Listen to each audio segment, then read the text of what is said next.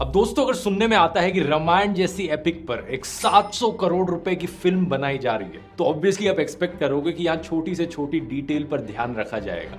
आखिर इतना सारा पैसा है ये, यहाँ 700 करोड़ रुपए खर्च करने का मतलब है कि ये देश के इतिहास में सबसे एक्सपेंसिव फिल्म है। तो कहीं ना कहीं तो इस पैसे को अच्छे से खर्च किया जाएगा और छोटी से छोटी डिटेल पर यहाँ ध्यान दिया जाएगा। लेकिन छोटी डिटेल्स को तो छोड़िए, यहाँ पर कहानी में बेसिक चीजों को ही उलट पुलट कर दिया गया। वाल्मीकि रामायण में जटायु एक वल्चर होते हैं, लेकिन यहाँ पर उन्हें एक ईगल बना दिया गया। फिल्म बनाने वाले कहते हैं कि हमारी क्रिएटिव लिबर्टी थी। जटायु वध की इस पेंटिंग को देखिए, जिसे बनाया है एमिनेंट पेंटर रवि वर्मा ने। इसे एक पेंटिंग में आपको ज्यादा इमोशन मिल जाएगा आदि पुरुष के इस पूरे सीन से। अच्छा, रावण की लंका के बारे में हम सब जानते हैं कि वो गोल्डन होती है वाल्मीकि रामायण के अकॉर्डिंग, लेकिन यहाँ पर इन्होंने लंका को ऐसा काला काला बना दिया, लगता हो कि कोयले से बनी हो लंका। रावण एक्चुअली में एक पुष्पक विमान में सफर करता है, जैसे कि हमने ये 1992 वाली एनिमेटेड रामायण में भी देखा है। ये जापानीज लोगों ने बनाई थी, लेकिन क्या कमाल की रामायण थी।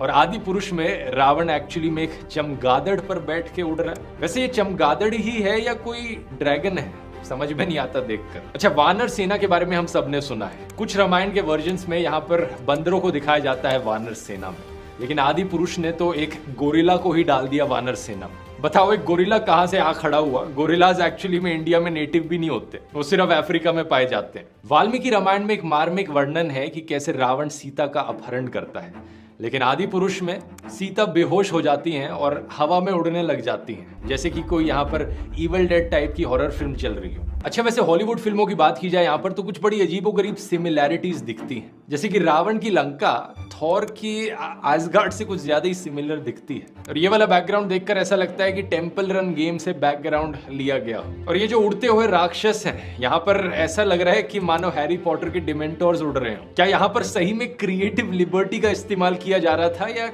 कॉपीड लिबर्टी थी? ये तो छोड़िए, आदि पुरुष में रामायण की कई इंपॉर्टेंट डिटेल्स को भी गलत तरीके से दिखाया गया है। जैसे कि जब भगवान राम मदद करते हैं, सुग्रीव और उनके भाई बाली के बीच में 2 फाइट्स होती हैं, क्योंकि पहली बार में श्री राम सुग्रीव और बाली के बीच में फर्क नहीं बता पाते, क्योंकि वो आइडेंटिकल लुकिंग ब्रदर्स होते हैं। लेकिन फिल्म में सिर्फ एक ही फाइट दिखाई गई है। एक और ऐसी बड़ी गलती होती है जब श्री राम और लक्ष्मण वापस अपनी हट में लौटते हैं और उन्हें पता लगता है कि सीता तो वहां पर है ही नहीं। फिर यहाँ राम विलाप का करुण दृश्य आता है। वो सीता की खोज में निकलते हैं और तब उन्हें जटायु मिलते हैं। जटायु बताते हैं कि एक्चुअली में रावण ने सीता का अपहरण किया है। लेकिन इस फिल्म में क्या दिखाया गया है कि राम और लक्ष्मण दोनों रावण को देख रहे हैं सीता को ले जाते हुए। ऐसी गलतियां देखकर पता लगता है कि यहाँ पर कोई क्रिएटिव लिबर्टी की बात नहीं हो रही। बेसिकली इस फिल्म को बनाने वाले लोग आलसी थे। वो काम को जैसे तैसे करके जल्दी से खत्म करना चाहते थे, बिना ज्यादा डिटेल्स में जाए। रामायण और रामचरितमानस सिर्फ हमारे रिलीजियस स्क्रिप्चर्स नहीं है, बल्कि लिटरेरी एक्सीलेंस के भी बड़े अच्छे उदाहरण हैं। जिस तरीके से रिदमिक पोएट्री में उन्हें लिखा गया है, इसी रीजन से हम उन्हें महाकाव्य करके बुलाते हैं। लेकिन आदि पुरुष में ये लिटरेरी एलिमेंट क्या है? तेरी बुआ का बगीचा है क्या जो यहाँ टहलने चला आया,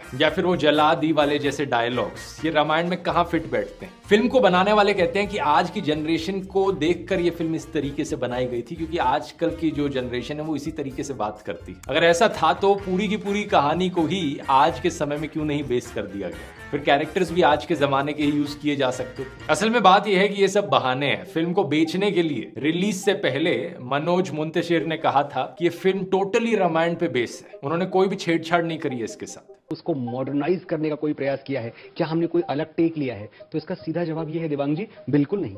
जो रामायण लोगों ने सुनी है, पढ़ी है, देखी है, एग्जैक्टली वही रामायण है, कुछ भी अलग नहीं। और अब ये कहते हैं कि ये फिल्म सिर्फ रामायण से इंस्पायर्ड है, ये सिर्फ एक रीटेलिंग है। हमने रामायण नहीं बनाई है, हम रामायण से प्रेरित हैं। लेकिन क्या भगवान राम को राघव बुलाने से ये फिल्म एक रीटेलिंग बन जाती है?